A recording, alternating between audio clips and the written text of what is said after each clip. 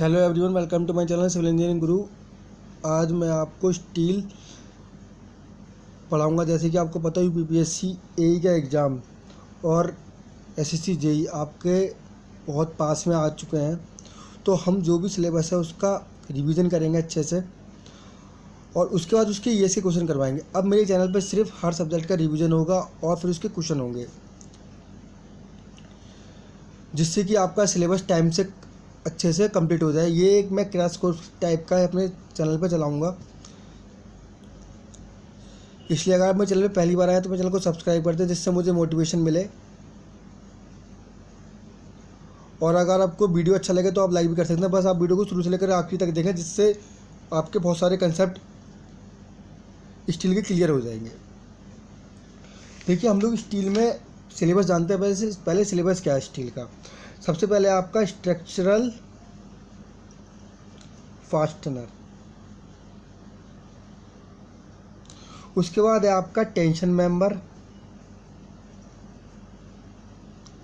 फिर है आपका कंप्रेशन मेंबर, फिर है आपका फ्लेक्सुरल मेंबर, ठीक है। उसके बाद है आपका प्लेट गटर। देखो, जो कंप्रेशन मेंबर है वो क्या होगा आपका कॉलम और स्टड्स होगा आपका। जो फ्लेक्सुरल मेंबर होगा वो क्या होगा आपका बीम होगा। और जो आपका टेंशन मेंबर क्या है वो आपकी क्या है पूरी स्टील जो है वो आई सेक्शन और ये आपके जो भी होंगे वो सब क्या है आपके टेंशन मेंबर है। तो आप समझ गए होंगे अच्छे से। इसके बाद है आपका प्लेट गर्डर। अगला आपका है प्लेट गर्डर। ये सारे के सारे इसमें सिलेबस है। उसके बाद हम लोग पढ़ेंगे इसमें इंडस्ट्रियल रूप्स। जो इंडस्ट्रियल रूप्स है उसमें हम लोग क्या पढ़ेंगे, पर्लिन्स पढ़ेंगे और गट्स के बारे में जानेंगे। देखो, गट्स तो आपका जो पर्लिन्स होता है आप लोग देख रहे हो उस तरीके से जो रूप में पड़ा होता है, और ये क्या होते हैं, गट्स होते हैं जो कि इसको रोक के रखते हैं। इसके बाद होता है आपका प्लास्टिक एनालिसिस। लास्ट टॉपिक है आपका स्टील में प्लास्टिक एनालिसिस। ये आपका सिलेबस है, जिसमें आपका स्ट्रक्चरल मेंबर में एक वीडियो में, इसी वाले वीडियो में बताऊंगा मैं आपका। और फिर उसके बाद मैं आपका बताऊंगा अगला टेंशन मेंबर और कंप्रेशन मेंबर ये आपके एक वीडियो में बताऊंगा। उसके बाद बीम, प्लेट गर्डर और रूफ और प्लास्टिक एनालिसिस, इसको मैं अगले वीडियो में 3 से 4 वीडियो में मैं ख़त्म कर दूंगा ये आपका पूरा का पूरा स्टील, जिससे कि आपका फास्ट रिवीजन, क्विक रिवीजन भी हो जाएगा और अच्छे से आपके सारे कंसेप्ट भी क्लियर हो जाएंगे। तो सबसे पहले हम लोग जानते हैं स्टील है क्या। देखो, स्टील आपका एलॉय होता है किसका, आयरन, कार्बन, क्रोमियम का बना होता है आपका। ये वाली बात आपको याद रखनी है। जिसमें आपकी जो आयरन होता है, आयरन को आपको पता है पिग आयरन, जो कि आपका सबसे ज़्यादा आयरन जो उसमें कार्बन कंटेंट होता है, जिसमें सबसे ज़्यादा कार्बन कंटेंट होता है, उसकी डक्टिलिटी बहुत कम होती है। ये बात आपको याद रखनी है। इसकी डक्टिलिटी कम होगी तो उसमें डिफॉर्मेशन क्या होगा, कम होगा, और वो उसकी ब्रिटलनेस और हार्डनेस ज़्यादा होगी और स्ट्रेंथ भी उसकी ज़्यादा होगी। कास्ट आयरन कितना होता है आपका 2 से 4.5% होता है। हाई कार्बन स्टील में आपका कितना होता है 0.6 से आपका 1.4% के करीब होता है। मीडियम कार्बन में आपका 0.25 से 0.6% होता है आपका आयरन में आपका मीडियम का ये होता है। ये बात आपको याद रखनी है। इसके बाद है आपका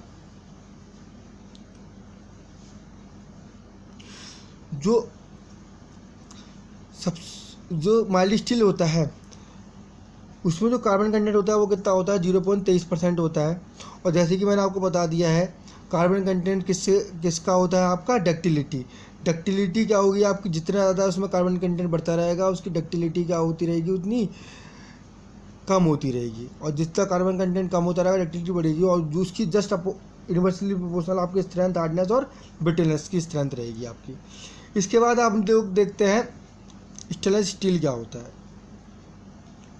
जो स्टेनलेस स्टील होता है वो आपका किसका, आयरन, कार्बन, क्रोमियम और निकल का बना होता है।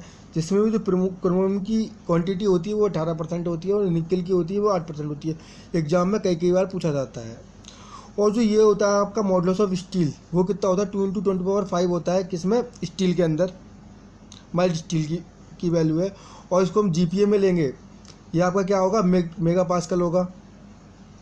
और जी को जीपीए में 10⁻³ से और मल्टीप्लाई कर देंगे इसको, तो ये जीपीए में आ जाएगा, गीगा पास्कल हो जाएगा। और जो एल्युमिनियम ऑफ द स्टील है वो कितना होगा 0.7 × 10⁵ पास्कल, और इसमें जीपीए में 70 जीपीए रहेगा। ये आपको जो पता है स्टील इलास्टिसिटी होती है वो आपकी क्या कहलाती है, स्ट्रेस ओवर स्ट्रेन कहलाती है मेरी। तो जितनी ज़्यादा इलास्टिसिटी होगी आपकी, जितनी स्ट्रेस आपकी जनरेट होगी उसमें, उसकी सबसे ज़्यादा इलास्टिसिटी होगी आपकी। जिसलिए जैसे कि आप लोगों ने देखा है rubber plastic which is more elastic, तो आप लोग कहते हो कि plastic is more elastic. Steel concrete and iron which is more elastic, तो आप कहते हो आयरन इज़ मोर इलास्टिक। क्यों? क्योंकि उसमें सबसे ज़्यादा स्ट्रेस जनरेट हो रही है, इसलिए उसकी इलास्टिसिटी क्या हो रही है, ज़्यादा हो रही है। ये बात आपको याद रखनी है। इसके बाद हम लोग स्ट्रेन, इसमें एक स्ट्रेन भी होता है। स्ट्रेन क्या होता है, change in length over original length होता है। स्ट्रेन जैसे कि मान लीजिए सोम में आपने सारी प्रॉपर्टीज़ पढ़ी होंगी, आपने इसको ये थोड़ा सा आपने खींचा और ये अपनी पोजीशन पर दोबारा आ जाए, तो वो मेरा क्या कहलाता है, स्ट्रेन कहलाता है। इसके बाद क्या है, डेंसिटी ऑफ स्टील हम लोग कितना लेते हैं, 785 ये आपका केजी पर मीटर क्यूब, और 78.5 किलोन्यूटन पर मीटर क्यूब में, और 7.85 आपकी ग्राम पर सेंटीमीटर क्यूब में। स्पेसिफिक ग्रेविटी पता है आपको, डायमेंशनलेस यूनिट होती है, तो 7.85 होगी आपकी। ये बात आपको याद रखनी है। डेंसिटी ऑफ एल्युमिनियम कितना होगा, वो आपका 1/3 ऑफ दी स्टील होगा। जो भी स्टील की डेंसिटी होगी, आगे मान लीजिए 7850 है, इसकी 1/3 आपकी क्या हो जाएगी, एल्युमिनियम की डेंसिटी हो जाएगी। इसके बाद आपका पॉइजन रेशो। पॉइजन रेशो क्या होता है आपका, lateral strain over longitudinal strain. आपको पता है कि जो आपकी लॉन्गिट्यूडनल लेंथ वाइज डायरेक्शन होती है, और जो लेटरल होती है lengthwise to perpendicular direction होगी, वो क्या होगी आपकी, लेटरल स्ट्रेन कहलाती है आपकी। जो पॉइजन रेशो होता है कई बार एग्जाम में पूछा जाता है, तो आपको पता है स्ट्रेन तो होता है वो किसके, लेटरल और लॉन्गिट्यूडनल के बीच दोनों का रेशो होता है। तो पॉइजन रेशो आपका माइल्ड स्टील का 0.286 होता है, 0.3 आपका इलास्टिक रेंज तक होता है। तो इलास्टिक रेंज क्या आपके 0.1 आपका कंक्रीट है। इलास्टिक रेंज वो होती है जब जैसे कि विद इन स्ट्रेच मटेरियल जो कि मेरी अपनी पोजीशन पे आ जाए, वो आपका इलास्टिक लिमिट है। प्लास्टिक लिमिट में क्या होता है, डिफॉर्मेशन आ जाता है। ये बात आपको याद रखनी है। तो इसकी जो पॉइजन रेशो होता है वो 0.5 होता है। इसके बाद डिफ्लेक्शन। देखिए कि आप लोगों ने कोई भी रेक्टेंगुलर बार लिया और उसको आपने ये स्ट्रेन कर लिया, तो उस पर जो लोड लग रहा है वो P लग रहा है, और इसकी ये L दे रखा है। तो उसका जो एरिया है वो, और इसका फिर जो E है, इसमें इलास्टिसिटी कितनी जनरेट होगी, तो उसका डिफ्लेक्शन निकालेंगे तो PL/AE होता है। ये बात आपको याद रखनी है। और जो माइल्ड स्टील होता है वो 1/3 ऑफ दी एल्युमिनियम, और डिफ्लेक्शन ऑफ एल्युमिनियम के लिए कितना लेते हैं हम लोग, डिफ्लेक्शन 1/3 लेते हैं। ये बात आपको याद रखनी है। थर्मल कॉफिशेंट जो कि टेम्परेचर कॉफिशेंट होता है, वो आपको क्या, स्टील और कंक्रीट का इक्वल होता है, बहुत इंपॉर्टेंट है, 12 × 10⁻⁶। आयरन को पता है आपका 18 × 10⁻⁶ होता है थर्मल कॉफिशेंट। और आपका IS 456 हम लोग RCC में कोड यूज़ करते हैं, 800/2007 आपका स्टील में, और 1343 आपका प्रीस्टस कंक्रीट में। ये काफ़ी ज़्यादा एग्जाम में पूछे जाते हैं, ये बात आपको याद रखनी है। इसके बाद देखिए हम लोग, अच्छा आपको बताइए एल्युमिनियम और स्टील में दोनों में ज़्यादा डिफॉर्मेशन किसका ज़्यादा होगा। जो एल्युमिनियम होता है वो उसके डिफॉर्मेशन ज़्यादा होता है एज़ कम्पेयर टू आपके किसके, स्टील के।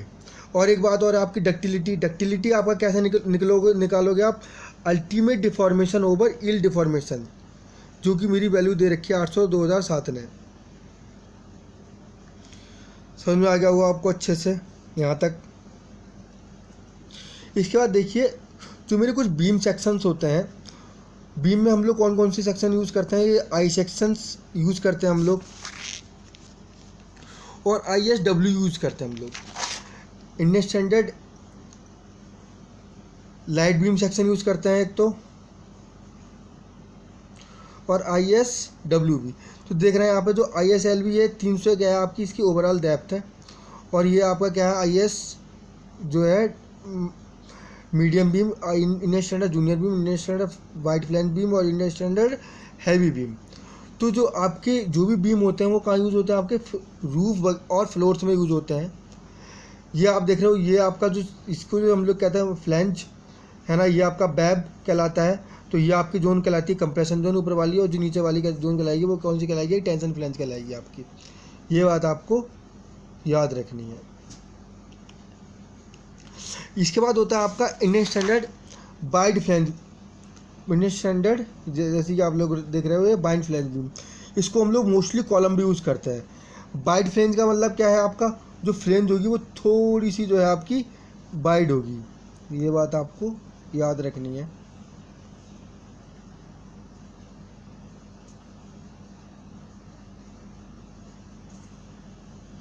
तो ये आपकी क्या होगी, आपकी ISWB होगी। ये कहाँ होगा आपका, कहाँ पे यूज होगी, आपकी कॉलम में यूज होती है। अब आपको याद रखनी है दोनों में डिफरेंस क्या है, IS Indian standard light beam, medium beam और वाइट बीम जो कॉलम में यूज होती है। एक्चुअली जो आपकी मोमेंट ऑफ इनर्शिया होता है, ये जो आपका रूफ और फ्लोर में यूज होता है, तो इसमें moment of inertia x axis की साइड स्ट्रांग होता है एज़ कम्पेयर टू आपके वाई एक्सिस के, और जो वाइट फ्लैंज में मोमेंट ऑफ इनर्शिया होता है वो वाई एक्सिस की तरफ ज़्यादा स्ट्रांग होता है as compare to X axis के। ये बात आपको याद रखनी है। इसके बाद देखते हैं हम लोग टी सेक्शन। टी सेक्शन में क्या होता है, आपका Indian standard wide flange T section होता है। एक तो होता है आपका ISHT, जैसे कि मैंने लिखा हुआ है, इसको कहते हैं Indian standard wide flange T section. तो टी सेक्शन इसका मतलब क्या है कि इसका जो आपकी लेंथ है, जो इसका ये जो है आपका फ्लैंज वो क्या है, वाइड है, इसके नाम में ही इंडियन स्टैंडर्ड वाइड फ्लैंज। और ये जो है आपका, ये आपकी क्या होगी, स्मॉल होगी। जो इसका बैब होगा वो क्या होगा, इसका कम होगा। ये बात आपको याद रखनी है, यहाँ पे कुछ नहीं है। इसके अलावा आप देखोगे ISST, जिसको कहेंगे हम लोग Indian standard long legged T section, long legged T section. इसमें क्या होगा, इसका पैर बड़ा होगा, मतलब क्या होगा, बैब बड़ा होगा, उसमें फ्लैंज बड़ा होगा। तो इसमें आपका ये जो है आप देख रहे हो, ये आपका कम है, पर इसका जो ये है आपका, ये आपका क्या होगा, बड़ा होगा। इसको हम लोग क्या देते हैं, Indian standard long legged T section, ISST। दोनों का आप समझ गए अच्छे से। इसके बाद हम लोग देखते हैं एंगल सेक्शन। एक और होता है इसमें एंगल सेक्शन, ये लिखा हुआ नहीं है मैंने यहाँ पर, पहले मैं आपको अच्छे से अपनी तरफ से बता दे रहा हूँ। एंगल सेक्शन जो है मोस्टली हम लोग कहाँ यूज़ करते हैं, पर्लिन्स और ग्रिड्स में यूज़ करते हैं। जो एंगल सेक्शन होता है आप देखते हो, जो एंगल सेक्शन होता है इसमें जैसे कि हम लोगों ने कई बार आपने देखा हुआ लिखा होता है ISA 100 × 100 × 10। तो इसमें 100 क्या है आपका, ये आपका एंगल सेक्शन है, सपोज दैट।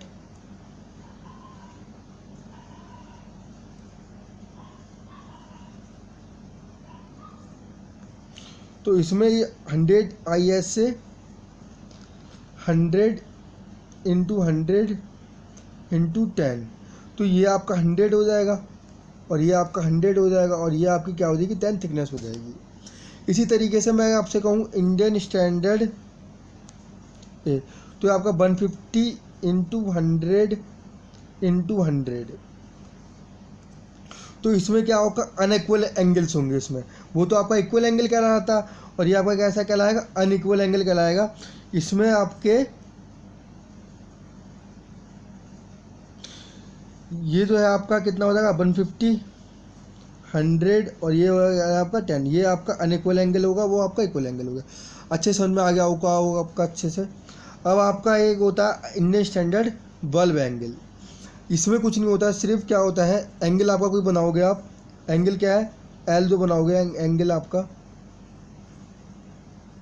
यहाँ पे सिर्फ बल्ब लगा दोगे, बल्ब, वो आपका क्या हो गया, Indian standard bulb angle section हो गया। इसका तो होता होगा आपका channel section, channel section. Channel section में देखो दोस्त क्या होता है, इस तरीके से चैनल सेक्शन बनता है आपका।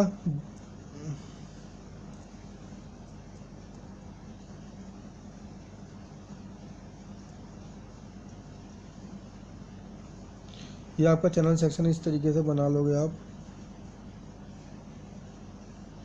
यार। ये जो है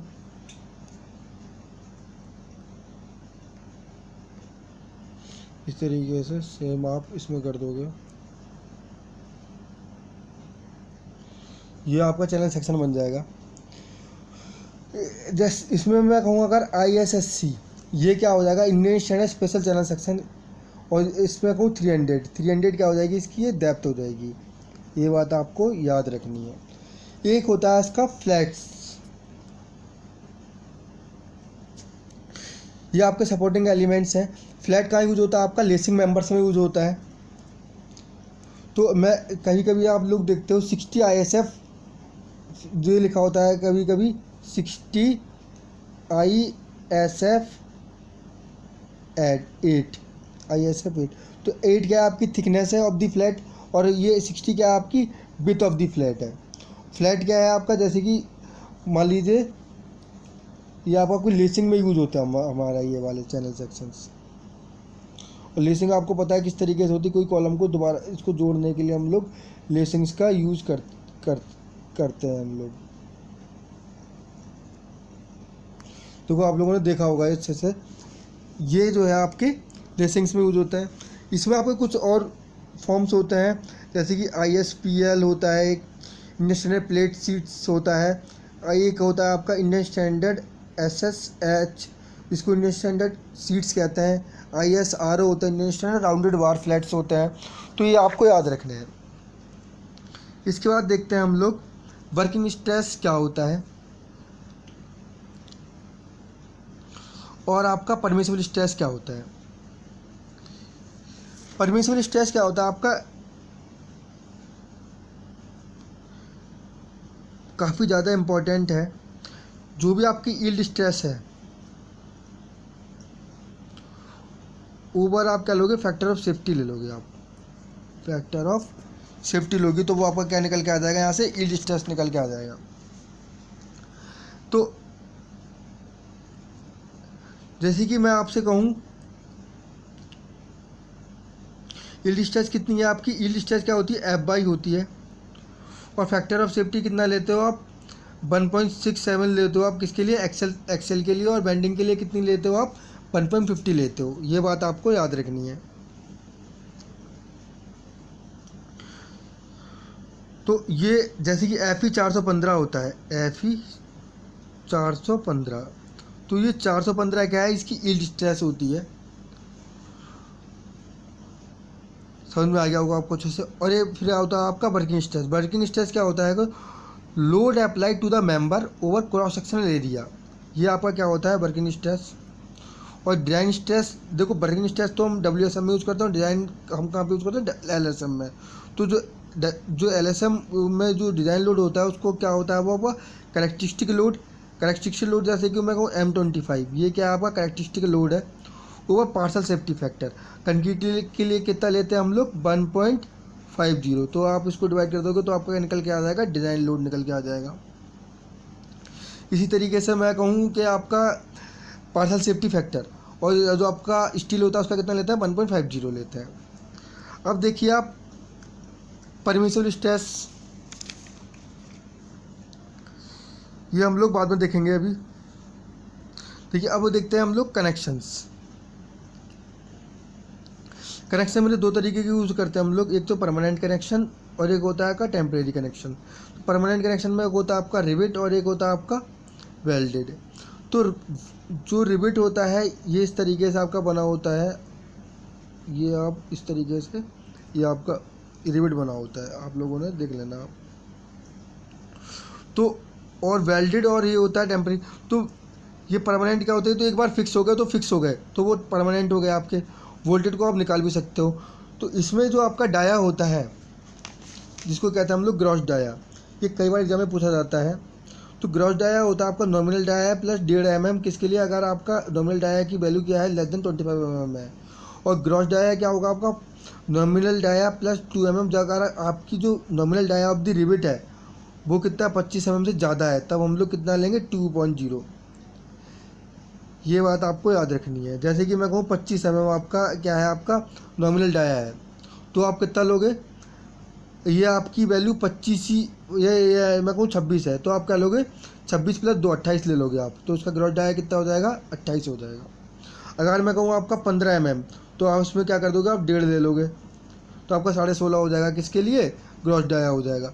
आप एक्स्ट्रा लेते हो क्योंकि उसमें आपको जो भी नट होता है उसको फिट करना रहता है, तो ग्रॉस डाया वो होता है।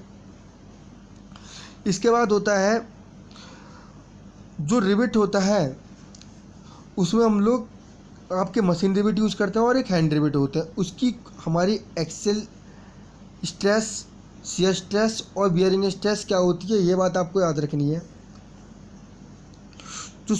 जो पावर ड्रिवन जो मशीन रिवेट होते हैं, एक शॉप रिवेट शॉप में यूज़ होता है और फील्ड रिवेट होता है, तो उसकी स्ट्रेंथ थोड़ी ज़्यादा होती है, तो 100 और ये आपकी जो बियरिंग स्ट्रेस होगी वो क्या होगी 300 mm, एक्सेल आपकी इतनी। और उसके बाद जो आपकी फील्ड में होगी वो कितनी होगी आपकी 90 एक्सेल स्ट्रेस, और शियर स्ट्रेस कितनी होगी 90, और आपकी बियरिंग स्ट्रेस 270। इसी तरीके से आपके हैंड ड्रिवन, अब हैंड वाला जो है वो थोड़ा कमज़ोर होता है, तो उसकी जो एक्सेल स्ट्रेस होगी वो आपकी कितनी होगी 80, और आपकी ये शियर स्ट्रेस 80 और आपकी बियरिंग स्ट्रेस 250 मेगापास्कल। इसके बाद होता है आपका अनविन फार्मूला। अनविन फार्मूला क्या होता है मेरा, अनविन फार्मूला में जो डीएमएम होता है आपका, ये होता है dia of the rivet. D mm क्या है आपका, डाया ऑफ रिवेट होता है। इसकी जो वैल्यू लेते हैं हम लोग वो कितनी लेते हैं 6.05 इंटू अंडर रूट में टीएमएम। टीएमएम क्या है, थिकनेस ऑफ द प्लेट, और डीएमएम क्या है आपकी डाया ऑफ द रिवेट। इसी तरीके से इसका जो आपका सेंटीमीटर में कितना आएगा 1.91 आ जाएगा, और एमएम में कितना लोगे आप 6.05। ये वाला फॉर्मूला लेगा अनविन फॉर्मूला, जिससे आप लोग डाया ऑफ द रिवेट निकाल सकते हो। इसके बाद हम लोग जॉइंट थोड़ा बाद में देखेंगे, हम लोग ये सारी चीज़ें हम लोग अभी देखेंगे थोड़ी देर में। पहले थोड़ा सा ये समझ लेते हैं हम लोग। देखो परमिसिबल स्ट्रेस होती है जो कंप्रेसिव, और टेंसाइल स्ट्रेस जो होती है, टेंसाइल स्ट्रेस क्या है, टेंशन मेंबर को लोड करने के लिए। कंप्रेसिव स्ट्रेस कहाँ पे, कॉलम और स्ट्रेट्स के लिए एक्सियल वाली। तो जो एक्सियल कंप्रेसिव और एक्सियल टेंसाइल स्ट्रेस वो कितनी लेंगे आप 0.6 F/, लेंगे। और मैक्सिमम परमिसिबल आप बेंडिंग कंप्रेसिव स्ट्रेस और बेंडिंग टेंसाइल स्ट्रेस कितनी लोगे आप 0.66 F/, लोगे। ये बात आपको याद रखनी है। और जो शियर स्ट्रेस लोगे वो कितनी लोगे आप 0.4 F/, लोगे आप। और जो आपकी बियरिंग स्ट्रेस हो वो कितनी होगी आपकी 0.75 F/, होगी, जो कि कई बार एग्जाम में पूछी जाती है। और परमिसिबल स्ट्रेस, अगर आप लिमिट स्टेट की बात करोगे तो परमिसिबल स्ट्रेस कितनी ले रहे हो आप, axial tensile, axial compressive, axial tension, bending, और सबके लिए हम लोग कितनी लेते हैं F//1.5। 1.5 क्या आपका फैक्टर ऑफ सेफ्टी। जैसे कि मैंने बताया था मैक्सिमम परमिसिबल स्ट्रेस क्या होता था आपका, yield stress over factor of safety. इसी तरीके से आप शियर स्ट्रेस में लोगे आप F/√3 1.1। ये आपकी क्या है, लिमिट स्टेट में आ जाएंगी आपकी ये वैल्यू। ये बात आपको याद रखनी है, सिंपल है यार। अब देखिए जैसे कि यहाँ पे निकाल रखा उन्होंने, एक्सेल स्ट्रेस कंप्रेशन और टेंसाइल के लिए फैक्टर ऑफ सेफ्टी निकालना है, तो आप क्या करोगे, यील्ड स्ट्रेस ओवर आपका क्या कर दोगे जो भी आपकी परमिसिबल स्ट्रेस है। परमिसिबल स्ट्रेस कितनी आ जाएगी आपकी, एक्सेल टेंशन और एक्सेल कंप्रेशन के लिए 0.6 F/, थी मेरी। बेंडिंग के लिए मेरी कितनी थी, बेंडिंग कंप्रेशन और बेंडिंग टेंसाइल के लिए मेरी कितनी थी 0.66 F/। तो उससे हमारा ये हमारे फैक्टर ऑफ सेफ्टी निकाल लिया आपने अच्छे से, समझ में आ गया होगा आपको अच्छे से। शेयरिंग स्ट्रेस के लिए आपकी कितनी थी 0. F/, यहाँ से भी आप निकाल सकते हो।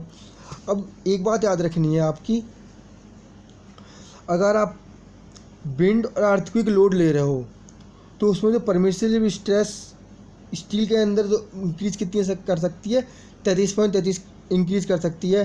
अगर विंड और अर्थक्वेक लोड लो रहे कंसिडर कर रहे हो आप, परमिसिबल स्ट्रेस कनेक्शन के केस में कितनी इंक्रीज करेगी आपकी 25% इंक्रीज करेगी। सिंपल है। अभी तक आपको समझ में आ गया होगा अच्छे से। अच्छे क्यों बताया था मैं आपको, जो स्ट्रेस होता है, स्ट्रेस क्या होता है, फोर्स पर यूनिट एरिया, जिसको हम लोग शियर स्ट्रेस कहते हैं। अगर आपको फोर्स निकालना हो तो क्या करोगे आप, शियर स्ट्रेस इनटू एरिया कर लोगे आप। अब जो स्ट्रेस होता है वो होती कितने प्रकार की है वो भी हम लोग जान लेते हैं यहाँ पे। स्ट्रेस मेरी दो तरीके की होती है, एक तो होती है आपकी डायरेक्ट स्ट्रेस और एक होती है आपकी इनडायरेक्ट स्ट्रेस। इनडायरेक्ट स्ट्रेस, जो आपकी डायरेक्ट स्ट्रेस होगी वो कौन सी होगी, आपकी जो डायरेक्ट लोड लग रही है। तो डायरेक्ट स्ट्रेस में आपकी डायरेक्ट लोड किसके कारण लगता है आपका डायरेक्ट स्ट्रेस में, उसको हम लोग इसके पार्ट जानते हैं। तो इसमें होती है आपकी, एक होगी आपकी डायरेक्ट टेंसाइल, एक होगी आपकी डायरेक्ट कंप्रेशन, ठीक है, ये डीटी है, डायरेक्ट टेंसाइल, डायरेक्ट कंप्रेशन, और एक होगी आपकी डायरेक्ट शियर। अब क्या आपकी इस तरीके से कोई डायरेक्ट टेंसाइल लग रही है किसी भी बीम पर, तो ये आपकी डायरेक्ट टेंसाइल, डायरेक्ट आपकी कंप्रेशन और डायरेक्ट शियर। इसी के बाद होता है आपका इनडायरेक्ट। इनडायरेक्ट कैसे है, आपने लोड लगाया, लोड लगाने के बाद उसकी इसेंट्रिसिटी उस पर एक्ट कर रही है, तो बेंडिंग स्ट्रेस या फिर टॉर्जनल स्ट्रेस अगर लग रही है। इनडायरेक्ट में आपको याद रखना है कौन सी होगी आपकी, बेंडिंग के कारण स्ट्रेस लग रही है, या फिर आपकी बेंडिंग के कारण, या फिर आपकी टॉर्जनल के कारण, तो वो आपकी इसमें आ जाएगी। अच्छे से अभी तक आप अच्छे से समझ रहे होंगे जो भी मैंने समझाया है। अब हम लोग एक चीज़ और देखते हैं, जो परमिसिबल डिफ्लेक्शन होता है, इसको हम लोग बाद में देखेंगे। परमिसिबल डिफ्लेक्शन के बारे में थोड़ा सा और जानते हैं हम लोग ऊपर।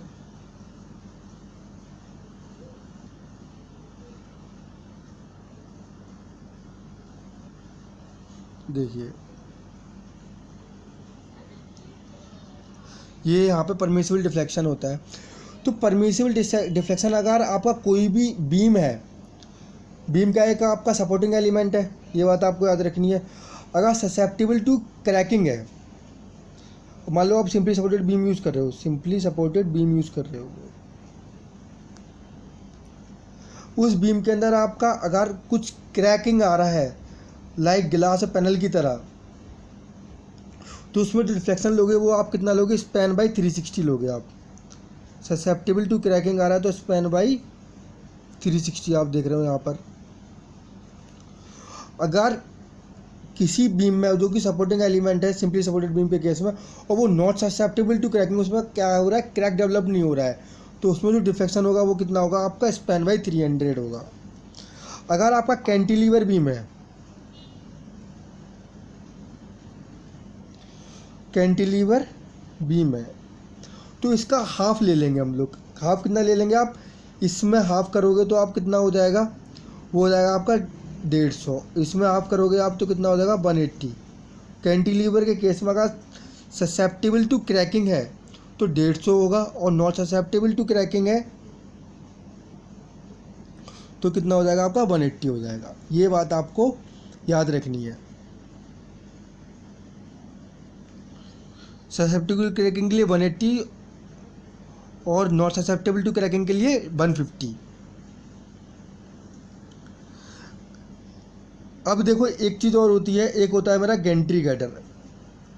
गेंट्री गर्डर आप लोगों ने बहुत देखा होगा यार, गेंट्री गर्डर जो है यूज करते हुए, पूरी की पूरी बीम जो होती है ऊपर, है ना, वो बीम डालने के लिए हम लोग गेंट्री गर्डर का यूज़ करते हैं। हवा में अगर तुम्हें बीम डालनी है तो गेंट्री गर्डर का यूज़ करोगे आप। नेट पे देख लेना गेंट्री गर्डर कैसा होता है। देखो उसमें क्या होता है, अगर आपका मैनुअली क्रेन है, मैनुअली ऑपरेटेड क्रेन है, मैनुअली ऑपरेटेड क्रेन है, तो उसका जो डिफ्लेक्शन होगा वो कितना हो लेंगे आप स्पैन बाई 500, स्पैन बाई 500। ये काफ़ी इम्पोर्टेंट है।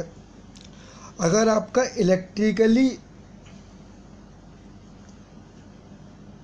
मतलब क्या है, आप इलेक्ट्रिसिटी को ऑपरेट कर रहे हो वो क्रेन को, और उसमें 50 टन तक की कैपेसिटी है, 50 टन तक की कैपेसिटी है लोड को बियर करने की, जो ऊपर आप हवा में डाल रहे हो। तो वो कितना होगा आपका, स्पैन बाई 750।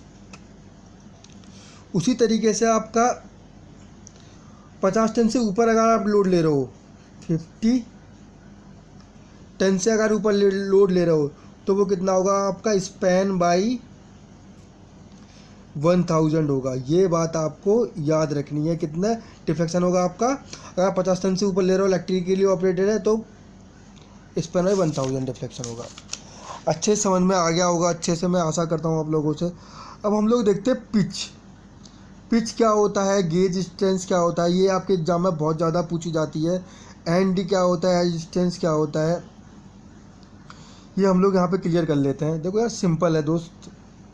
जो स्पैन होता है वो आपका क्या होता है, जो पिच होता है, दो बोल्ट के बीच की लेटी हुई डिस्टेंस, मतलब सेंटर टू सेंटर यहाँ से लेकर के यहाँ तक की डिस्टेंस, वो मेरी क्या कहलाती है, आपकी पिच कहलाती है, पैरेलल डिस्टेंस। और जो आपका गेज होता है, दो बोल्ट से लेकर से जो लंबदर परपेंडिकुलर डिस्टेंस है, इस तरीके से, ये आपकी इस बोल्ट के सेंटर से और इस बोल्ट के सेंटर से, एक बोल्ट के इस सेंटर से यहाँ तक की डिस्टेंस, वो आपकी कहलाएगी गेज डिस्टेंस कहलाएगी। इसके बाद जो आपकी एंड डिस्टेंस है, आपकी कोई प्लेट है और उसके बोल्ट से लेटी हुई जो डिस्टेंस होगी, वो आपकी क्या कहलाएगी, एंड डिस्टेंस कहलाएगी। ये बात आपको याद रखनी है। बोल्ट से, ये आपकी प्लेट है और यहाँ से लेकर के ये आपकी यहाँ से यहाँ तक की जो डिस्टेंस है, वो आपकी क्या कहलाएगी, एंड डिस्टेंस। और जो आपकी लंबदर डिस्टेंस है, परपेंडिकुलर डिस्टेंस है, वो आपकी क्या कहलाएगी, आपकी एज डिस्टेंस कहलाएगी। बोल्ट से लेकर से प्लेट तक की डिस्टेंस, वो आपकी क्या कहलाएगी, एज डिस्टेंस। समझ में आ गया वो आपको अच्छे से। इसके बाद होता है आपका टाइप्स ऑफ जॉइंट। देखो, दो तरीके के जॉइंट मेरे यूज होते हैं, एक होता है आपका लैप जॉइंट और एक होता है आपका बट जॉइंट। तो अब बट जॉइंट में भी मेरे दो तरीके के हो जाते हैं, एक सिंगल कवर और एक डबल कवर। तो हम लोग सबसे पहले जानते हैं लैप जॉइंट क्या होता है। देखो,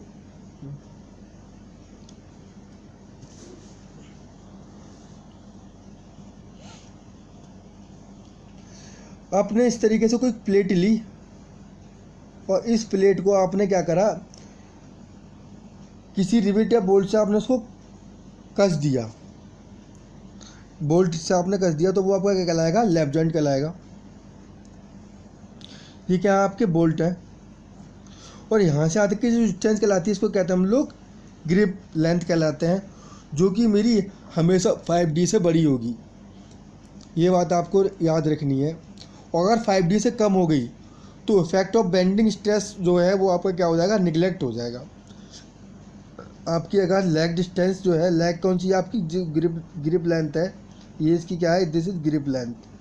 और अगर ये 5D से बड़ी हुई तो कोई दिक्कत नहीं है। अगर आपका 5D से कम होगी तो आपका बेंडिंग स्ट्रेस क्या हो जाएगा, निगलेक्ट हो जाएगा, आपका बेंडिंग स्ट्रेस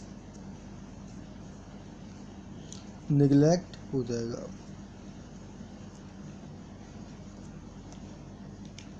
अच्छे समझ में आ गया हो आपको। और एक बात और है, जो लैप जॉइंट होता है ये आपका लीस्ट एफिशिएंट जॉइंट होता है। क्यों? क्योंकि इसमें जो line of action of forces होता है वो सेम नहीं होता। जो line of action of forces क्या होता है आपका, सेम नहीं है। पर लेकिन बट जॉइंट में क्या होता है आपका, ये देख रहे हो आप, ये यहाँ पर, वो आपका बट जॉइंट में सेम है। ये बट जॉइंट में आपका क्या है, ये this is line of action forces, तो ये मोर एफिशिएंट होगा और उसका वो क्या होता है आपका, लीस्ट एफिशिएंट होगा। ये बात आपको याद रखनी है। जो लैप जॉइंट होता है सब्जेक्टेड टू सिंगल शियर होता है, सिर्फ इसमें क्या होता है आपका, सिंगल शियर होता है। और जो बट जॉइंट होता है वो उसमें सिंगल शियर और डबल शियर कवर लगते हैं उसमें। अच्छे समझ में आ गया होगा आपको अच्छे से। इसमें क्या होता है आपके, डबल शियर होते हैं।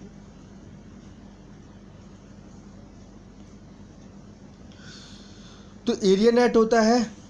इसके बाद हम लोग देखेंगे इसमें सिंगल शियर और जो है आपका सिंगल कवर और double cover. Single cover butt joint होता है, इसमें क्या होगा आपका, सबसे पहली बात तो यह है कि जो line of action of forces है वो क्या है आपका सेम है, जिसकी वजह से ये एफिशिएंट होगा as compare to lap joint के। बट लेकिन डबल शेयर जो कवर बट ज्वाइंट होता है वो उससे भी ज़्यादा एफिशिएंट होता है, वो मोस्ट एफिशिएंट होता है आपका, ये बात आपको याद रखनी है। अच्छे से समझ में आया होगा आपको, अच्छे से अभी तक जो भी मैंने समझाया है।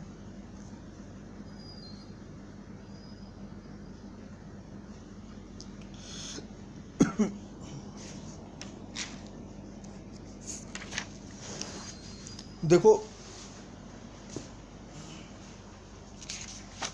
अब क्या होता है आपका, जो जॉइंट होते हैं उसमें दो तरीके के फेलियर आते हैं। एक तो आपका फेलियर ऑफ प्लेट्स की वजह से आता है और एक आता है आपका बोल्ट की वजह से आता है आपका। तो टीयरिंग, शेयरिंग, बियरिंग स्ट्रेंथ जो हम लोग पढ़ रहे होते हैं वो सब उसी में पढ़ रहे होते हैं फेलियर में हम लोग।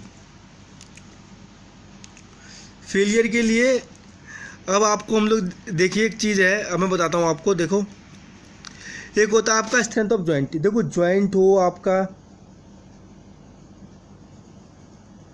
जॉइंट हो, बोल्ट हो आपका, है ना, या फिर आपका रिवेट हो, या फिर आपका रिवेट हो, सब में एक तरीके से ही आपकी शेयरिंग स्ट्रेंथ निकाली जाती है, बियरिंग स्ट्रेंथ और आपकी टीयरिंग स्ट्रेंथ निकाली जाती है। और शेयरिंग स्ट्रेंथ निकालने के लिए जो फॉर्मूला होता है आपका, जो फॉर्मूला होता है वो क्या होता है आपका,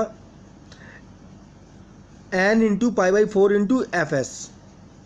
देखो शेयरिंग स्ट्रेंथ का मतलब क्या है आपका, जो उसमें फोर्स है वो कितना लग रहा है, आपको बताया था मैंने, स्ट्रेस ओवर एरिया होता है आपका, है ना। अब आपको उसकी निकालनी है स्ट्रेंथ, तो क्या करोगे आप,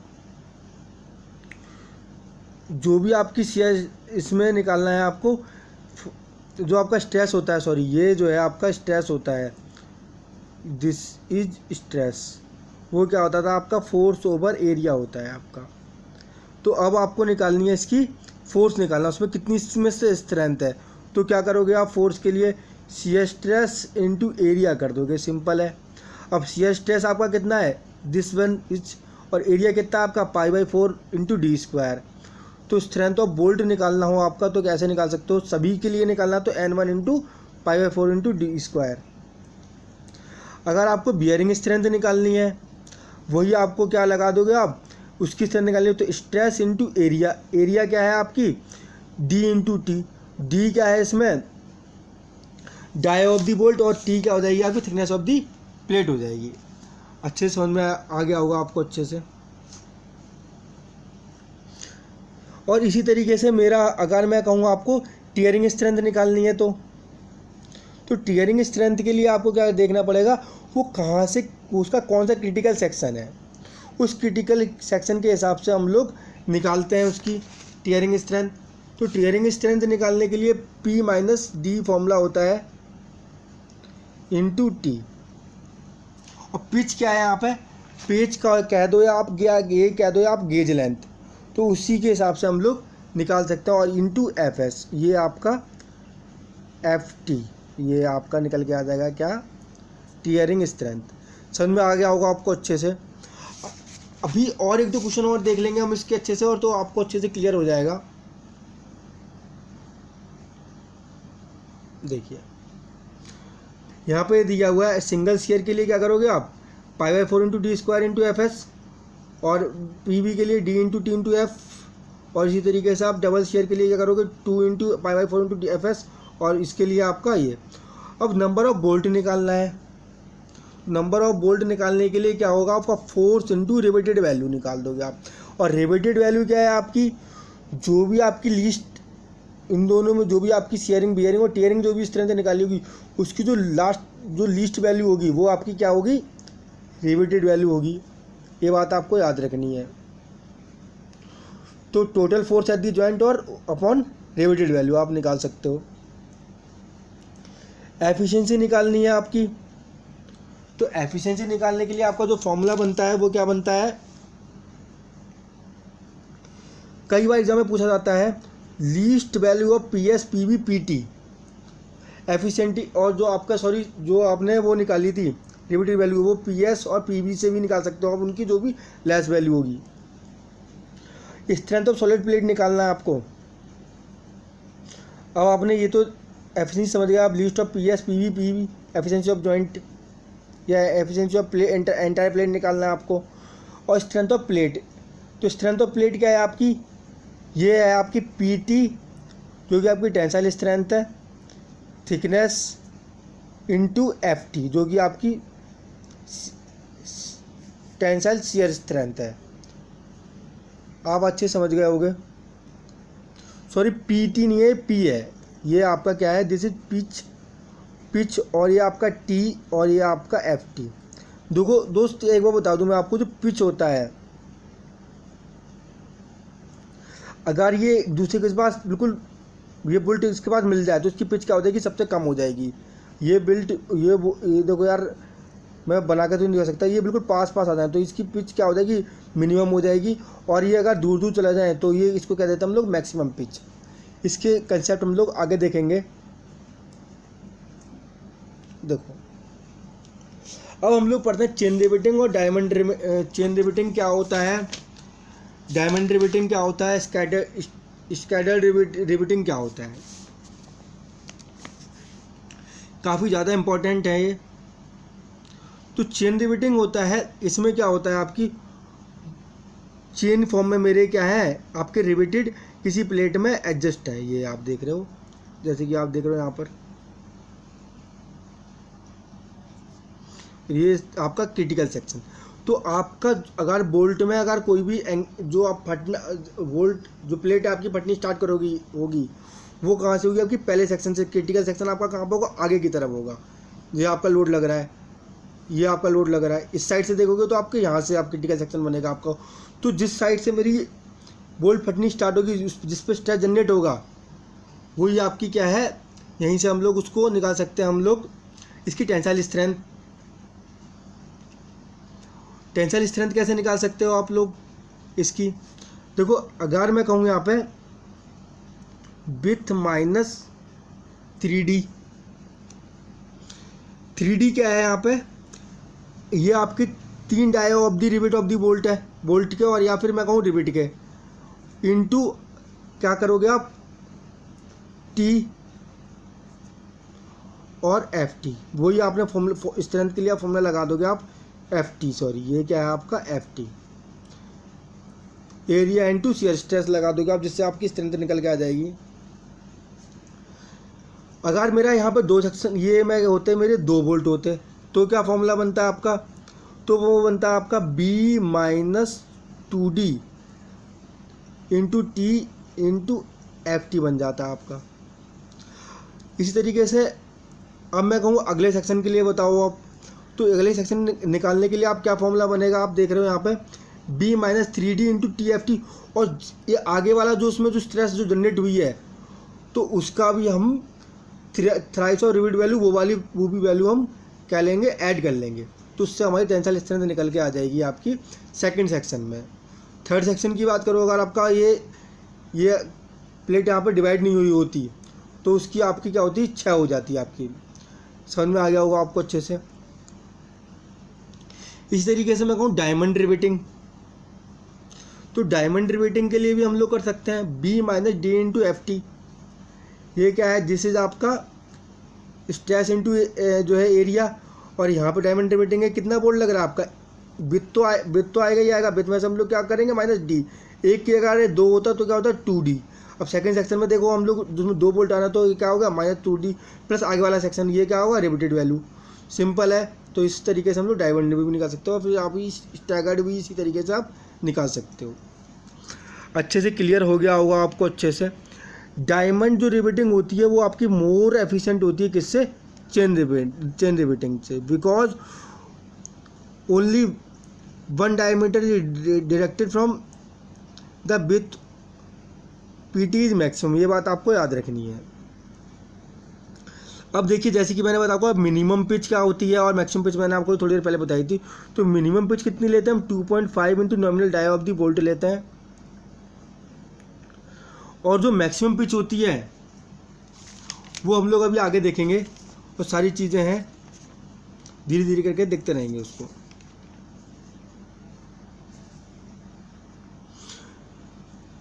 इसके बाद है आपका जो minimum end edge and end distance होगी वो कितनी लोगे आप,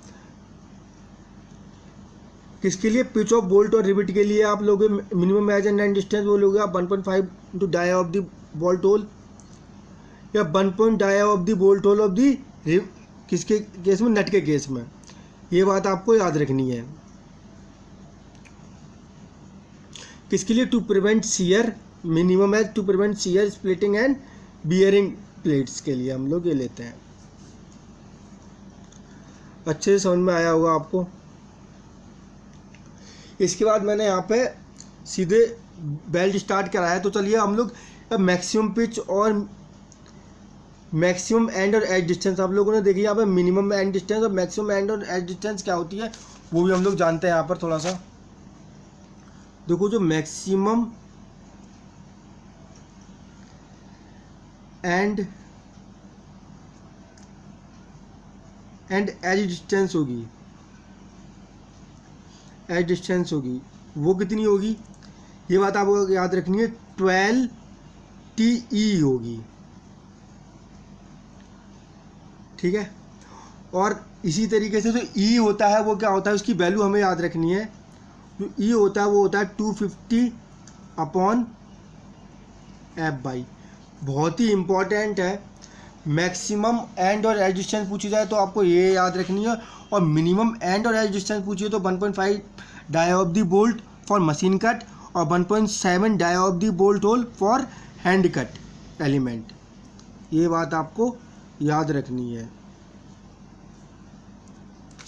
इसी तरीके से अब आपने मिनिमम पे देखी थी वो कितनी होती, 2.5 nominal dia of the bolt. अब मैक्सिमम पिच ऑफ बोल्ट के लिए कितनी लेते हैं, बोल्ट या रिविट के लिए, देखो मैक्सिमम पिच आपकी बोल्ट के केस में, रिविट के केस में और आपके बेल्ट के केस में। एक होता है इसमें कंप्रेशन मेंबर के, कंप्रेशन के लिए लेते हैं हम लोग, और एक लेते हैं टेंशन। यहाँ पे बता रहा हूँ मैं आपको, कंप्रेशन के केस में, कंप्रेशन और टेंशन के केस में लेते हैं। तो कंप्रेशन आप देख लेना, देखो गंदा अंदर लिखा है लेकिन मैं बोल रहा हूँ वो समझना अच्छे से साफ साफ। तो वो कितना लेंगे हम लोग, 12 T और 200 mm, ठीक है। इसके बाद जो आपका मैक्सिमम पिच होगी आपकी,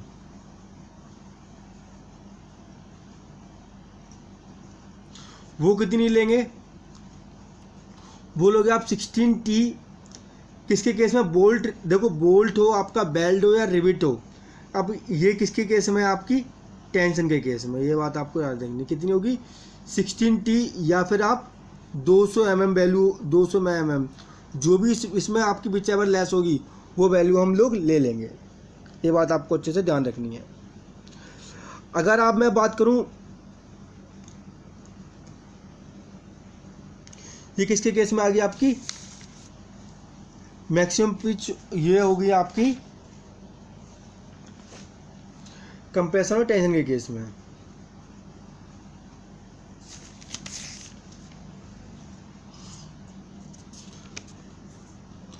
देखिए अगर आप स्टैगर्ड का केस है, देखिए अगर स्टैगर्ड केस क्या है, आपके बोल्ट का भी कोई इधर लग रहा है, एक इधर लग रहा है बोल्ट, या इधर लग रहा है, उसके केस में क्या होगा, आपको 50% क्या होगी, बढ़ा देनी है आपकी। तो मैक्सिमम पिच होगी वो कितनी होगी, क्योंकि वो इधर उधर लग रहे हैं आपके, तो काफ़ी ज़्यादा गैप होगा। तो मैक्सिमम पिच जो है आपकी वो कितनी होगी, 50% जो है बढ़ाओगे कंप्रेशन और टेंशन के केस में। तो कितनी लोगे आप, कंप्रेशन के केस में आप 50% बढ़ाओगे तो 18 T हो जाएगी आपकी, ये बात याद रखनी है। और टेंशन के केस में कितनी हो जाएगी आपकी, स्टैगर्ड वाले के केस में ये 18 है, और ये आपकी कितनी हो जाएगी, 24 T हो जाएगी। अच्छे समझ में आ गया होगा आपको अच्छे से। अब होता है आपका टैक बोल्ट, टैक रिविट्स और आपका टैक फील्ड। उनके केस में आपको मैक्सिमम पिच कितनी लेनी है, देखो आपको बता दूं, कोई गसट प्लेट है, देखो गसट प्लेट इस तरीके की होती है, आप लोगों ने ट्रेन से जाते हो तो आप लोगों ने देखा होगा कई बार।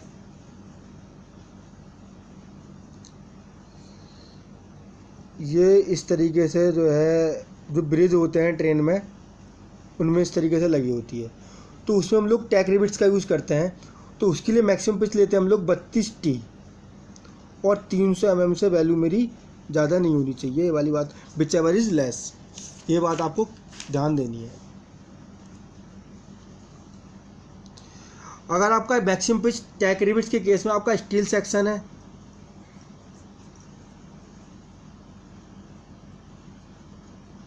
स्टील सेक्शन है, एंगल सेक्शन है, चैनल सेक्शन है, टेंशन मेंबर है, उसके केस में हम लोग 1000 ले लेते हैं, 1000 mm ले लेते हैं। चलो अच्छे समझ में आ गया हो आपको।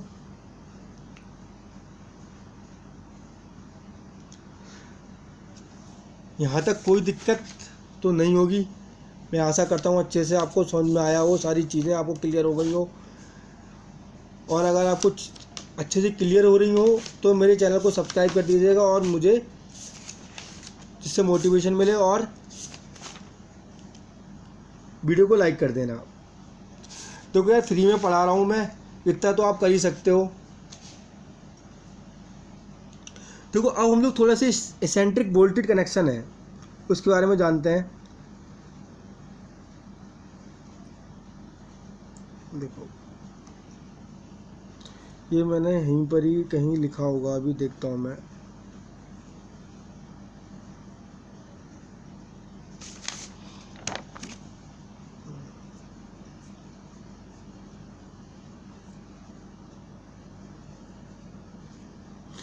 जिससे कि देखिए मैं आपको लिखा हुआ है यहाँ पे इसलिए बता रहा हूँ, जिससे कि आपको सारे का सारा अच्छे से क्लियर हो जाए।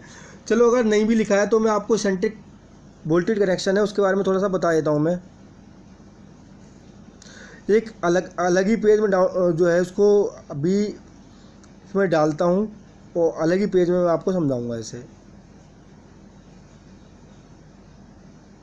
चलिए यहीं पर ही हम लोग एक पेज ले लेते हैं।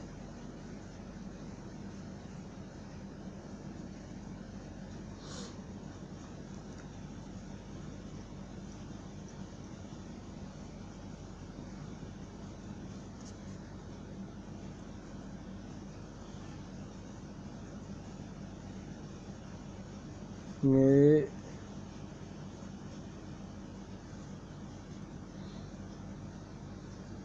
चलिए ये लग रहा है मुझे, पता नहीं क्यों पेज नहीं आ रहा है इसमें।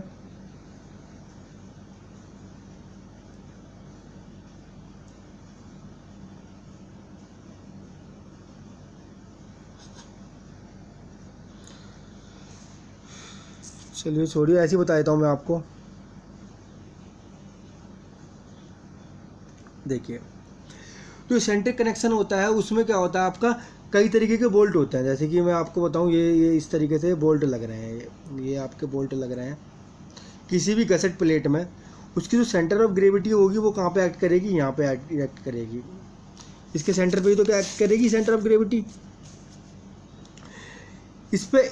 अब इसकी सेंटर ऑफ ग्रेविटी यहाँ पे एक्ट करेगी, ये ऐसे इस तरीके से इसकी सेंटर ऑफ ग्रेविटी एक्ट कर रही है यहाँ पे, इस बोल्ट की यहाँ पर। इसमें दो तरीके के फोर्स लगेंगे, एक तो मेरा लगेगा डायरेक्ट फोर्स लगेगा, और एक लगेगा इसमें आपका बेंडिंग और आपका टॉर्जन भी लगेगा आपको। देखिए जैसे कि मैं आपको बताऊं, मैं यहाँ पे आपने कोई गसेट प्लेट ली,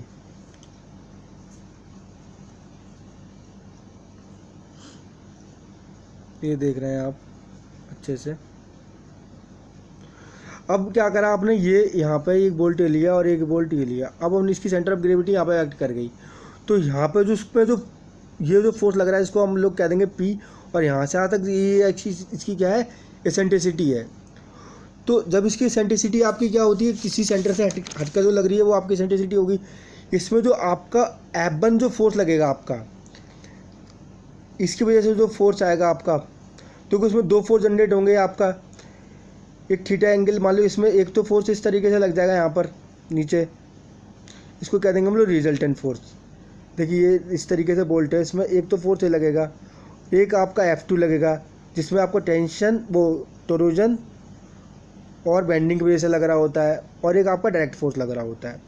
तीन तरीके के फोर्स लग रहे होते हैं। जो F1 लग रहा है वो आपका क्या होगा, F1 होता है डायरेक्ट फोर्स क्या होता है P/N। तो P क्या है आपका फोर्स है, डायरेक्ट टेंसाइल फोर्स है, और आपका N का नंबर ऑफ दी बोल्ट है। तो यहाँ से हम लोग निकाल सकते हैं। उसी तरीके से आपका जो F2 लगेगा वो मैं बताया किसी वजह से लग रहा है आपका टोर्जन टेंशन, उसकी टोर्जन की वजह से लग रहा है, ट्विस्टिंग मूवमेंट की वजह से लग रहा था। ट्विस्टिंग मूवमेंट क्या होता है मेरा P/E। तो इसी तरीके से हम लोगों का दो फोर्स लग रहे होते हैं। देखिए जैसे कि अगर मैं उसको बताऊं आपका क्या होता है, टोर्जन इक्वेशन क्या होती है T/J is equal to Fs/R g(θ/L) होती है। और जो सी एस टेस्ट होती है वो क्या होगी आपकी, तो यहाँ से आप सी एस टेस्ट की वैल्यू निकाल सकते हो। Fs equal to T/J into R हो जाएगा आपका। T क्या है आपका, दिस इज PE हो जाएगा आपका। समझ में आ रहा होगा आपको अच्छे से। और जो आपका J है, J क्या होता है आई एक्सिस और आई वाई एक्सिस, उन दोनों का हाफ होता है। तो आई जेड एक्सिस जो बनेगा वो आपका क्या फॉर्मूला होता है, परपेंडिकुलर एक्सिस थ्योरम से radius of gyration equal to DA होता है आपका। तो यहाँ से जो इक्वेशन जो निकल के आ जाएगी आपकी वो कितनी हो जाएगी, J की वैल्यू जो निकल के आ जाएगी वो आ जाएगी समेशन A का स्क्वायर और I का स्क्वायर। ये बात आपको याद रख लेनी है। तो आपका जो टोर्जन होगा वो क्या हो जाएगा, टोर्जन इंटू J और ये आपका R। तो टोर्जन क्या हो जाएगा PA और ये आपका क्या हो जाएगा समेशन एरिया और ये आपका RI इंटू RI और ये आपका AI।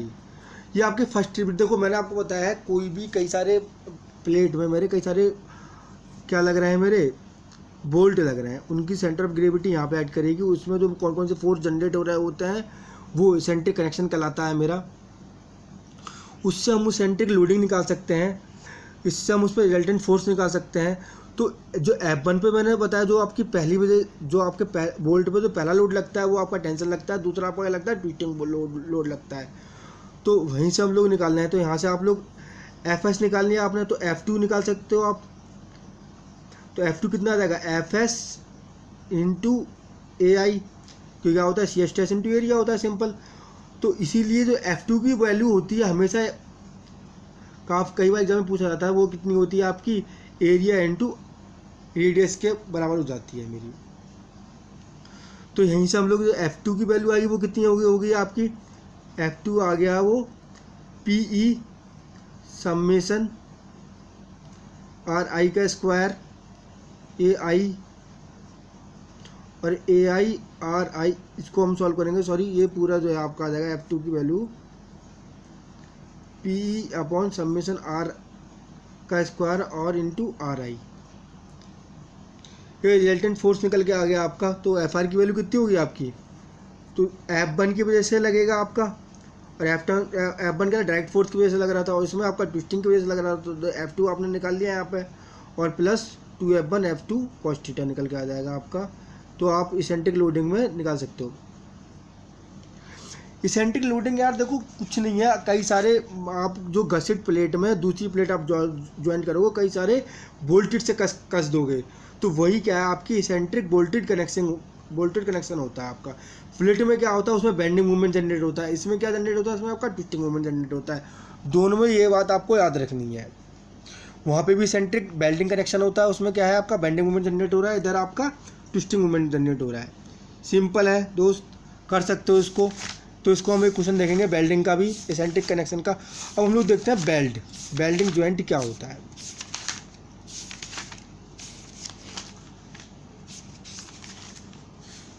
देखो जो बेल्ट होता है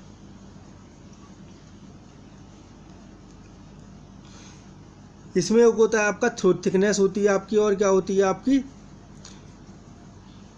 थ्रोट होती है। तो थ्रोट जो होती है वो पार्ट ऑफ द बेल्ट होता है। देखो आप ये आपने कोई एंगल सेक्शन लिया है और उसमें इस तरीके से आप जोड़ रहे हो उसको, वो टूटा हुआ है बेल्डिंग करके आप जोड़ रहे हो, तो उसको हम लोग क्या कह देते हैं, थ्रोट कह देते हैं। जो भी आपका कौन सा पार्ट है, बेल्ट का पार्ट है,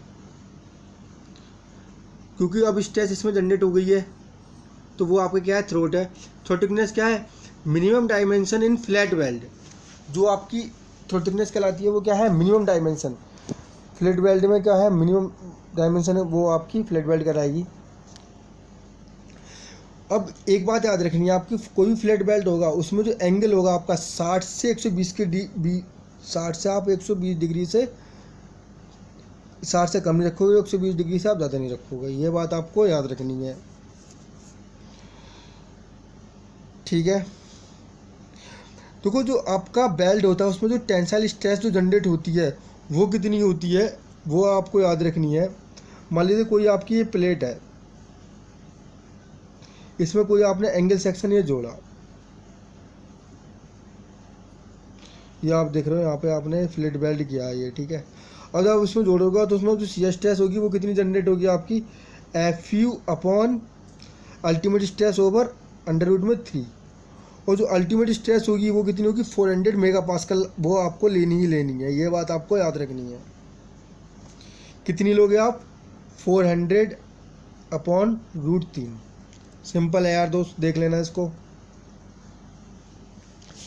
आप लोगों ने एंगल ऑफ फ्यूजन देख लिया कि क्या होता है।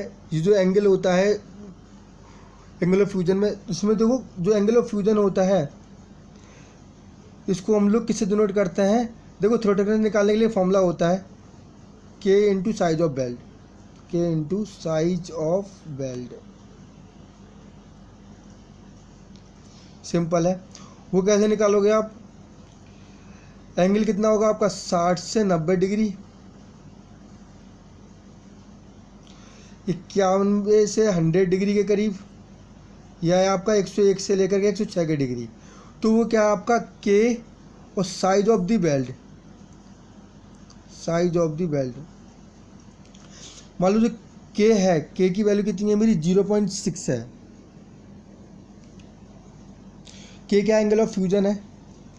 कब लोगे आप, अगर एंगल पे डिपेंड करेगा, किस पे डिपेंड करेगा आपकी K की वैल्यू, एंगल पे डिपेंड करेगी। K कांस्टेंट है जो कि मेरी एंगल की वजह से आता है। जैसे कि मैं कहूँगा आपसे, क्वेश्चन में आपको कहूँ 8 mm size of the belt है, मैं कहूँगा आपसे 8 mm size of belt use कर रहे हो आप, 2 प्लेट्स उसमें आपने कनेक्ट करी, कनेक्ट 2 प्लेट्स किसी एंगल पे, कितने एंगल पे, 105 डिग्री के एंगल पे आपने कनेक्ट करी उसमें। तो अब आपको बताना है उसका थ्रोट थिकनेस क्या होगी। तो सिंपल है, आपको सारी चीज़ें गिवन है। थ्रोट थिकनेस कितना एंगल है आपको, 105 डिग्री। 105 डिग्री के लिए मैंने जो वैल्यू बताई है वो कितनी वैल्यू होगी आपकी,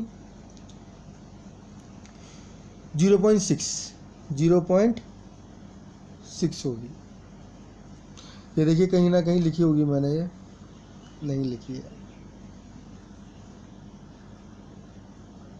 तो वो कितनी हो जाएगी आपकी, 0.6, और साइज ऑफ द बेल्ट कितना आपका 0.8, 0.6 इंटू आपका 8 mm, 4.8 आ जाएगी आपकी mm आपका क्या है, थ्रोट थिकनेस। सिंपल है, पर लेकिन मैं आपको लिख दे रहा हूँ यहाँ पे। देखो अगर एंगल आपका 60 से 90 होगा, 91 से 100 के बीच में होगा, 101 से 106 के बीच में होगा, 107 से आपका 113 के बीच में होगा, और आपका 114 से आपका 120 के बीच में होगा। तो अगर आपका 60 से 90 है तो आपको 0.7 लेनी है K की वैल्यू, 91 से तो 0.65 लेनी है, ठीक है। और ये आपकी कितनी लेनी है, 91 से इसके बीच में, और अगर आपका इसके बीच में होगा तो आपका 0.6 ले लेनी है, और आपके 107 से लेकर 113 के बीच में होगा तो आपको 0.5 ले लेनी है। आप 5 कम करते चले जाओगे बस, सिंपल, कुछ भी नहीं है इसमें सिर्फ इतना कम हो रहा है। ये आपका कितना हो जाएगा, 0.6 है, और ये आपका 0.55 रहेगा, ठीक है। और ये आपका 0.5, आप 5 कम करते चले जाओगे और एंगल आप देखते चले जाओगे कितना का डिफरेंस आ रहा है, 30 का। और ये अब इसके बाद अब जो थिकनेस जो प्लेट होती है, अगर आपकी 10 mm तक है तो minimum size of the belt कितना होगा, 3 mm लेते हैं हम। अगर 11 से थिकनेस की उसकी मोटाई किसकी, प्लेट की, उसका जो अब बेल्ट कितनी ले रहे हो आप, अगर 11 से 120 के बीच का है प्लेट का थिकनेस, तो 11 से आप कितना ले रहे हो, 20 mm के बीच में ले रहे हो, तो आपका हो जाएगा 5 mm size of belt. Size of belt यार देख लेना यार, देखो सही से लिखा नहीं जा रहा मुझसे यहाँ पे।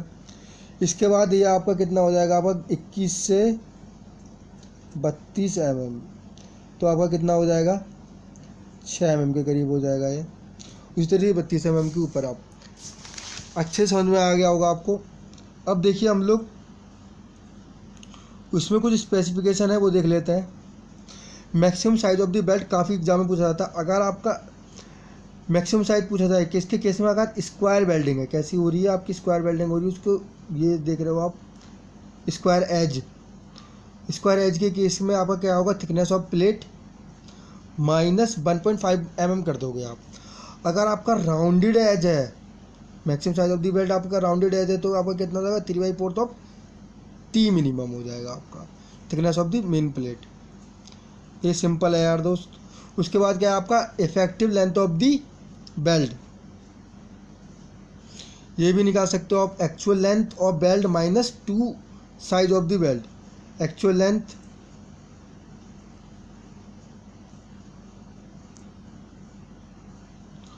Over 2 size of the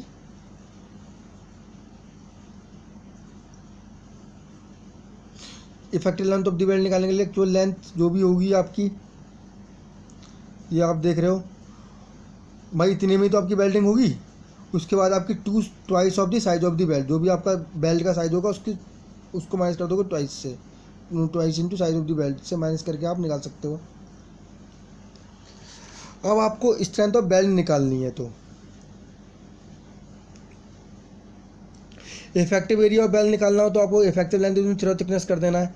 effective length कैसे निकालोगे, actual length minus 2 twice of size of the belt, ठीक है। ये सारी चीज़ आपको गिवन होंगी।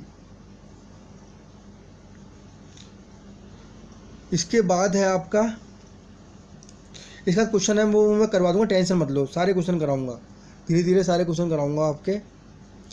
इसके बाद आपकी strength of belt load carrying capacity के लिए F into effective length into throat thickness, इससे आपका ये भी निकल आएगा। देखो अब आपकी पिच ऑफ द बेल्ट है, इसमें क्या आपका डिसकंटिन्यूस बेल्ट है, पिच ऑफ द बेल्ट, ये आप देख रहे हो आप पिच ऑफ द बेल्ट। अब इसमें पिच आपको पता है ना कितनी, यहाँ से यहाँ तक की दूरी आप देखते हो वो पिच कहलाती है मेरी। कितनी लोगे आप, अगर कंप्रेशन जोन है तो उसमें आपको लिखनी है 12T, ये बात आपको याद रखनी है। और अगर आपको टेंशन है वो कितनी लेनी है, 16T। मैंने वो सारी चीज़ें बताई थी आपको, बेल्ट बोल्ट और सबके लिए एक ही लेते हैं हम लोग, वही चीज़ आ गई यहाँ पर। डिज़ाइन बेल्ट जॉइंट, इसके बाद होती है आपकी स्लॉट वेल्डिंग। जो स्लॉट वेल्डिंग होती है ये आपका लास्ट टॉपिक है, इसके बाद मैं टेंशन कंप्रेशन स्टार्ट करूँगा।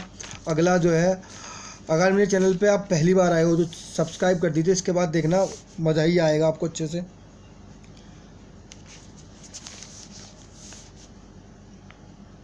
देखो बेल्ट कनेक्शन क्या है, स्लॉट वेल्डिंग मतलब आप कोई प्लेट में दूसरी प्लेट डाल लो, उसमें फिट कर रहे हो, तो उसके लिए जो आप उसको कहते हो आप लोग स्लॉट वेल्डिंग कहते हो आप। उसकी जो विड्थ होगी आपकी वो कितनी लोगे आप, लेस देन हमेशा thrice of thickness of the plate लोगे आप, 25 mm के करीब। और ये आपका क्या आएगा, वाइडन, ये आपका W आ जाएगा, या इसकी सेंटर ऑफ ग्रेविटी यहाँ पे ये आ गई। तो ये आपको याद रखनी है स्लॉट ऑफ वेल्डिंग के केस में। अब देखिए अब मेरा वेल्डेड कनेक्शन जो होता है उसमें जो आपकी टेंशन कंप्रेशन के केस में हमारी जो थ्रोट ऑफ बट वेल्ड लेते हैं वो कितना लेते हैं, 150 mm लेते हैं, 150 N/mm लेते हैं। इतना आपको परमिसिबल स्ट्रेस लेते हैं टेंशन और कंप्रेशन के केस में, बट वेल्ड के केस में। फ्लैट वेल्ड के केस में कितना लोगे आप, 108 से 110 के बीच में। अब आपको एक बात ध्यान रखनी है सबसे इम्पोर्टेंट, देखो बट वेल्ड तो आपको पता है इस तरीके से, अभी बताया था मैंने, इस तरीके से आप जोड़ रहे हो तो वो पैरेलल फॉर्म में, तो वो आपकी बट वेल्ड है। अब बट वेल्ड देखिए, मान लीजिए कोई आपकी ये एक कॉलम है, इसमें आपको कोई प्लेट जोड़ देनी है, मान लीजिए गसेट प्लेट ही है, वो उठा लो आप, और इसमें आपको ये जोड़ देनी है इस तरीके से, ये आपने ली,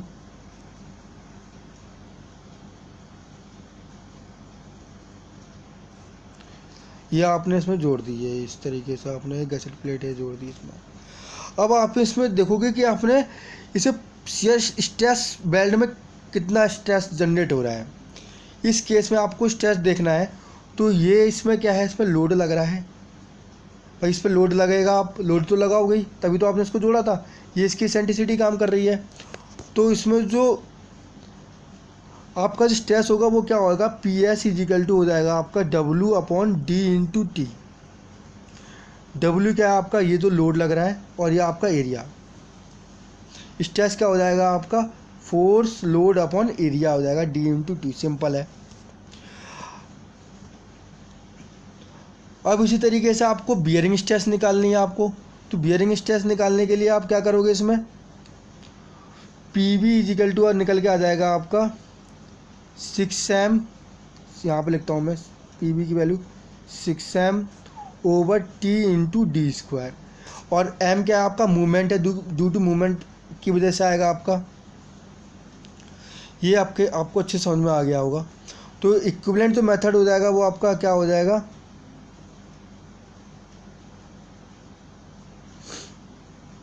वो हो जाएगा पी बी का स्क्वायर और पी एस का स्क्वायर। ये बात आपको याद रखनी है। अगर आपका ये किसके केस में था, बेल्टेड कनेक्शन के केस में था, ठीक है। अगर बेल्टेड कनेक्शन कर रहे हो आप, अगर आप फ्लिट बेल्ट कर रहे हो, फ्लिट बेल्ट ज्वाइन कर रहे हो आप,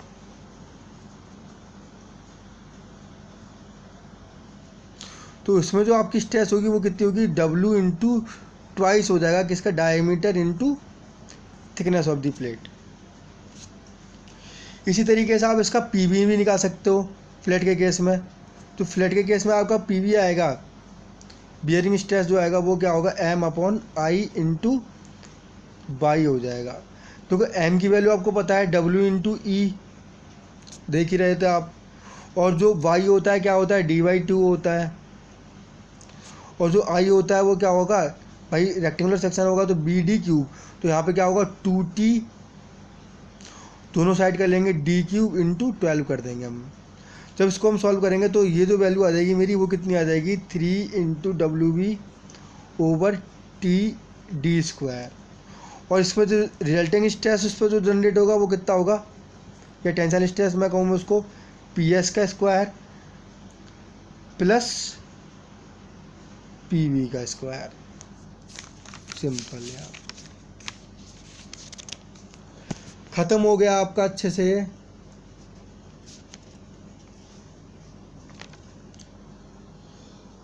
पूरा का पूरा स्टील का मैंने रिवीजन करवा दिया आपको।